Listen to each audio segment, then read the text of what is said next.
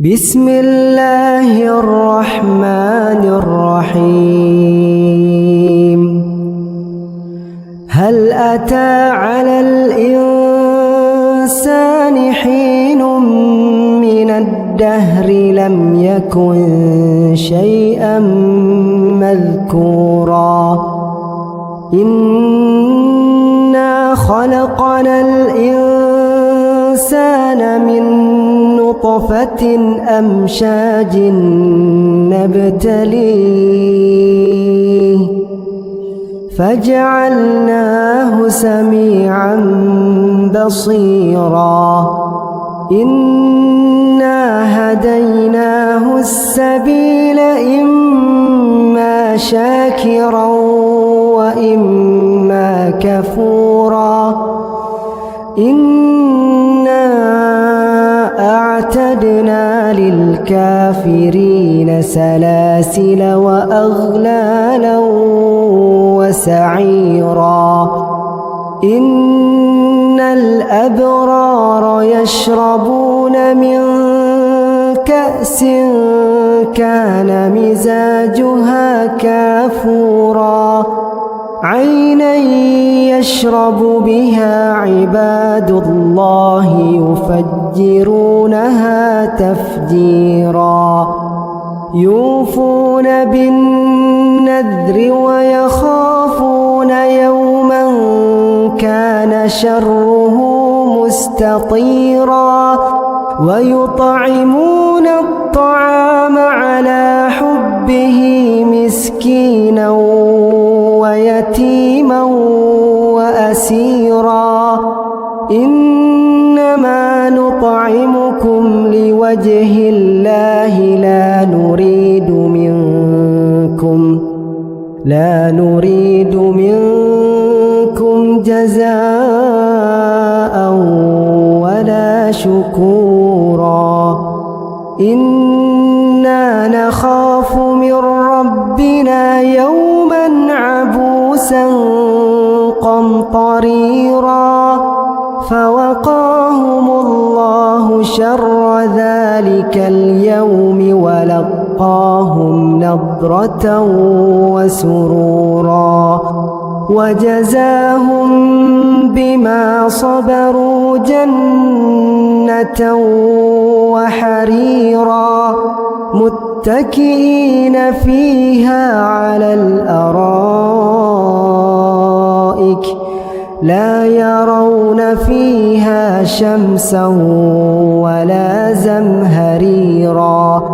ودانية عليهم ظلالها وذللت قطوفها تذليلا ويطاف عليهم بآنية من فضة وأكواب كانت قوارير من فضة قدروها تقديرا ويسقون فيها كأسا كان مزاجها زنجبيلا عينا فيها تسمى سلسبيلا ويطوف عليهم ولدان مخلدون إذا رأيتهم حسبتهم لؤلؤا منثورا وإذا رأيت ثم رأيت نعيما وملكا كبيرا عاليهم ثياب سندس خضر واستبرق وحلوا أساور من فضة وسقاهم ربهم شرابا طهورا إن هذا كان لكم جزاء وكان سعيكم مشكورا إنا نحن نزلنا عليك القرآن تنزيلا فاصبر لحكم ربك ولا تطع منهم آثما أو كفورا واذكر اسم ربك بكرة وأصيلا ومن الليل فاسجد له وسبحه ليلا طويلا إن هؤلاء